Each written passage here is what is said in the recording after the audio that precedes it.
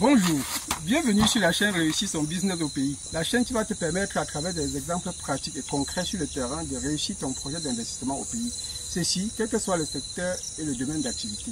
Et si tout se passe comme prévu, alors tu pourras prétendre à ton autonomie financière. Si tu es nouveau sur la chaîne, abonne-toi, clique sur la cloche de notification pour ne rien rater sur nos publications.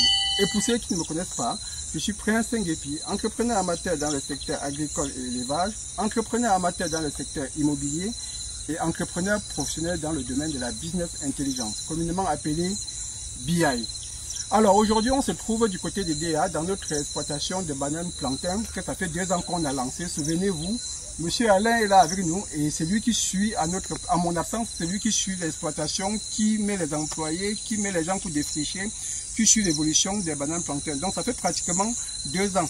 En 2022, on avait visité l'exploitation, c'était en plein défrichage avant la mise sous sol des régimes.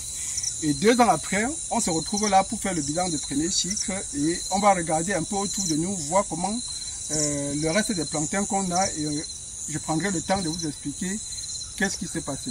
Donc voilà à peu près. Monsieur Alain, bonjour. Bonjour, monsieur Nguépi. C'est comment? Ça va, ça va. Merci beaucoup pour le suivi que tu as réalisé depuis 2 ans. Donc voilà, on se retrouve là pour conclure un peu ce premier cycle-là et décider si on poursuit dans la culture de la banane plantain ou on s'oriente vers autre chose en fonction de ce que tu vas nous dire. Ok, merci monsieur Nguépi. Déjà, je suis ravi de vous recevoir ici aujourd'hui. Oui. C'est tout un plaisir, ça fait très longtemps que nous ne nous sommes pas vus. Oui. Donc, nous sommes rendus aujourd'hui pour faire une petite évaluation et une petite mise au point sur l'évolution de notre bananerie. Oui. Et déjà, je vais vous dire, les prévisions n'ont pas été ce qui a été réalisé. Oui. Et il est important, ça nous a fait plutôt, comment est-ce que je vais dire, tirer des leçons, n'est-ce pas? Effectivement. Et des leçons qui vont nous faire grandir et pouvoir prendre des décisions à l'avenir. Et la première décision, la première remarque que nous faisons aujourd'hui, c'est de ne pas se fier sur une production faite dans une zone pour estimer qu'on peut faire la même culture, la même chose à côté. Donc il est toujours important de s'entourer des personnes qui ont des expériences très fortes dans le domaine et de pouvoir faire certaines études plus approfondies avant de se lancer dans ces projets agricoles. Notre première expérience n'a pas été, les réalisations n'ont pas été égales aux prévisions et des prévisions que nous avons faites en fonction des cultures qui se font dans la zone.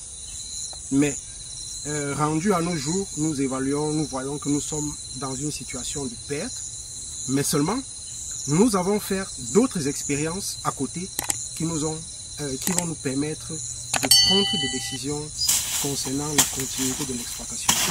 Donc il faut dire que lorsqu'on a lancé l'exploitation, il y a eu 3 phénomènes. Premier phénomène, il y a eu le feu. Oui. On a fait la rédemption. Deuxième phénomène, là où nous nous trouvons, si vous regardez autour de vous, et on regarde autour de nous, là on a que des bananes plantain naines. Pourquoi on a des bananes plantain naines ou naines? Tout simplement parce que la partie où on se trouve là, c'était en jachère depuis quelques temps et ça avait servi de cultiver du manioc. Donc on est en train de se dire, on avait lancé cette culture là sans vraiment faire l'étude du sol et voir si il fallait mettre le manioc dans cette partie là qui fait environ quand même 8000 mètres carrés. Donc vous voyez que pour cette exploitation là, on n'a rien récolté sur cette partie là. Et de l'autre côté, il y avait eu le feu. Ce qui fait qu'on a perdu à peu près aussi environ 300 à 500 mètres, donc 5000 mètres carrés, je veux dire. Donc en gros, sur une exploitation de 2 hectares, on se retrouvait à perdre quasiment 1 hectare 200, rien qu'en termes de pertes. Ce qui nous restait environ 8000 mètres carrés dans la culture pure de notre exploitation. Et cette partie avait plutôt bien réussi, on avait montré un peu en vidéo. Et au moment de la récolte a aussi commencé par des vols. On a eu beaucoup de vols, donc ça c'est le 3e phénomène. Donc le feu, une partie qui n'a pas réussi. Et 3e phénomène, le vol.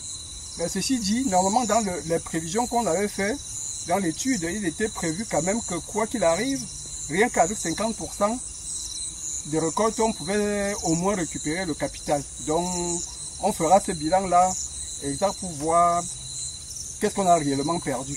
Et donc, je vous invite un peu à me suivre pour voir au moins la partie qui a réussi, contrairement à la partie qui n'a pas du tout donné. On est à environ à 1,2 hectares là-dessus. Donc, il nous reste 8000 mètres carrés à découvrir pour voir un peu ce que ça a donné. Mais on envisage, dans tous les cas, on envisage de passer à autre chose. Et c'est M. Alain qui maîtrise la suite. Et je vais rappeler aussi une autre chose. Lorsqu'on se lance dans un projet agricole, dans une zone, il y a un facteur qu'il faut prendre en considération, la disponibilité de la main-d'œuvre. Parce que c'était le premier blocus que nous avons rencontré au départ. Nous avons planté, mais nous n'avons pas eu assez de main-d'œuvre pour l'entretien parce que dans notre zone, nous ne trouvons pas facilement la main-d'œuvre. Ce qui fait que le premier point, il y a eu une remontée rapide des herbes qui a étouffé notre bananeraie et a détruit pratiquement, a influencé la croissance de notre bananeraie. Et c'est la raison pour laquelle à un moment la redensification a été faite. Et avec le temps, nous sommes en train de trouver des solutions durables pour pallier à ce problème de main-d'œuvre. Et souvenez-vous, je vous avais dit que je suis là pour essayer, pour vous montrer réellement ce qu'on a réussi et ce qu'on n'a pas réussi. Dès notre premier essai, on ne va pas dire que ce n'est pas une réussite, malheureusement. La partie qui a réussi, ça a subi beaucoup de vols. Mais une chose dessus, on n'a pas eu pour notre argent misé. Mais ceci dit, on va continuer parce que l'investissement ne va pas se faire sur 1-2 ans. On s'est donné 5 ans pour faire vraiment le bilan global. Donc voilà à peu près ce que je peux vous dire aujourd'hui concernant l'exploitation de notre 2 hectares de bananes plantain. On se retrouve très bientôt pour voir comment on va reconfigurer l'exploitation de notre...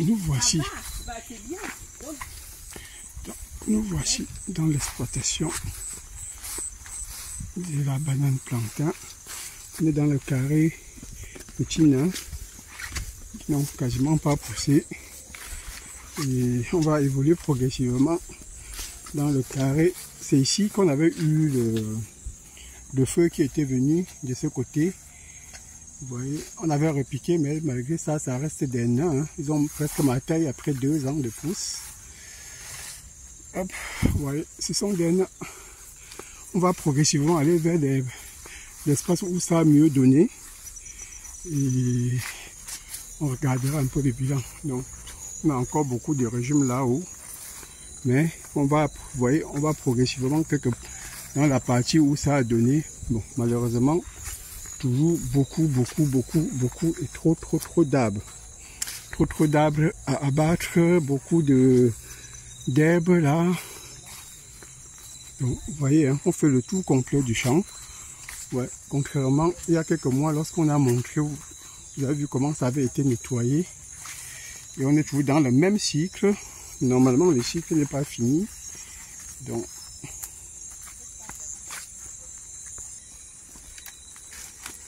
le problème ici, c'est que on a des trop petits régimes. Et le champ, c'est marijolé. Le champ est vraiment peut-être à 2/3 que de plantains ou naines. Plantains naines. Il connaît où il part chercher les gars, tu vois un peu, et pas des gars malhonnêtes.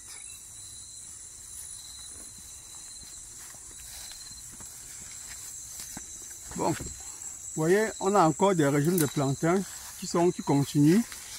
On va les récolter avant de clôturer les cycles. Et on fera le bilan le moment venu.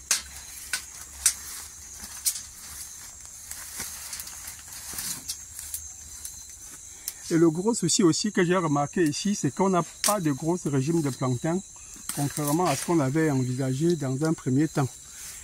Là, on a des régimes maximum 5 mains. Bon, normalement c'est du Big et Banga, donc il ne fallait pas s'attendre à plus, mais au moins avoir des gros doigts de plantain.